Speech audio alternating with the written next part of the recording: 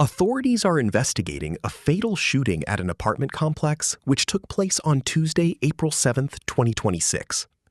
When police officers arrived at the Independence Ridge Apartments at 6:20 p.m., the scene at the apartment complex did not initially suggest a definitive end.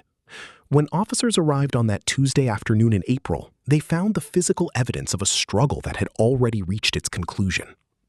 Inside the residence lay the bodies of 23-year-old Dy'Mond Nicholson and her former partner, identified by officials as a man named Tyler.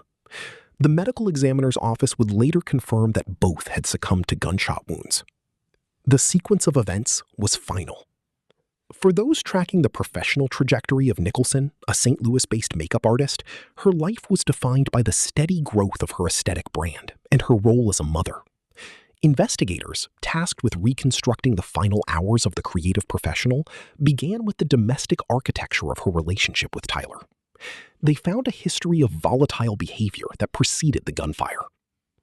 A forensic criminologist who has spent 2 decades analyzing domestic escalation notes that the transition from a shared environment to a forced separation is the highest risk window for lethal violence.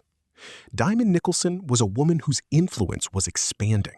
Her attacker was a man whose presence in that future had been revoked. He chose to overwrite her success with his finality. The burden of the narrative now shifts to the decision-makers within the municipal, judicial, and social service systems.